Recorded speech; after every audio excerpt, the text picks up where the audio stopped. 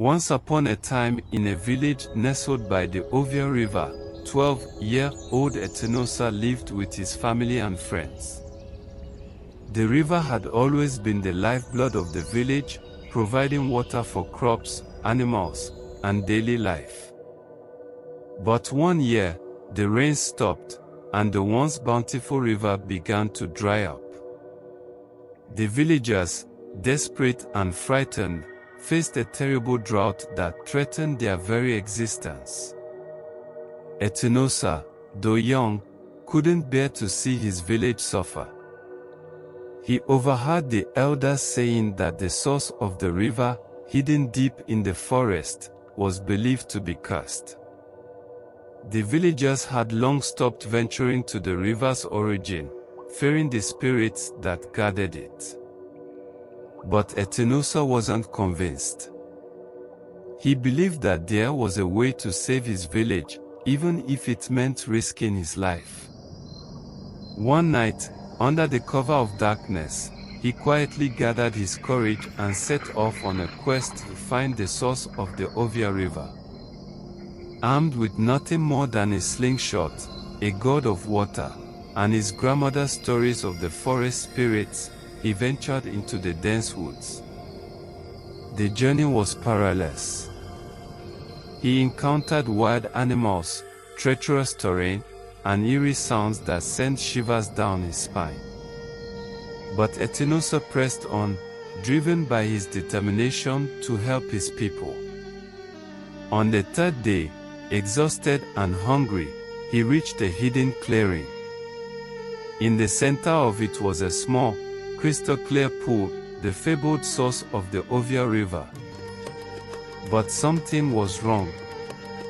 The pool was nearly empty, and at its center sat a giant, ancient tree with its roots twisting into the water like claws. As Etinosa approached, he saw a figure sitting under the tree, a wise, old spirit, the guardian of the river. The spirit spoke to him in a voice that was both kind and sorrowful. "The land is cursed," the guardian said, "because the people have forgotten their connection to nature. They take from the river but give nothing back." Etinosa, realizing the weight of the spirit's words, pleaded, "Tell me how I can help. The village needs water, and without the river, we will all perish." The guardian looked at the boy with a gentle gaze.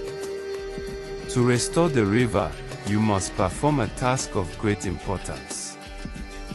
The ancient tree that stands before you is the heart of the river, but it has withered because the bond between the people and nature is broken. You must restore that bond." Etinosa asked what he could do. The guardian handed him a seed from the old tree's roots. "Take this back to your village. Gather the people and plant this seed together at the river's edge. With their united effort, the river will flow again." Etinosa took the seed and hurried home. The journey back was as dangerous as before, but the boy's heart was lighter, knowing he had a solution. When he returned to the village, he called upon the elders and the people, explaining what he had learned. At first, they were skeptical, but seeing the determination in the young boy's eyes, they agreed to try. The entire village gathered at the riverbank, planting the seed together in the soil.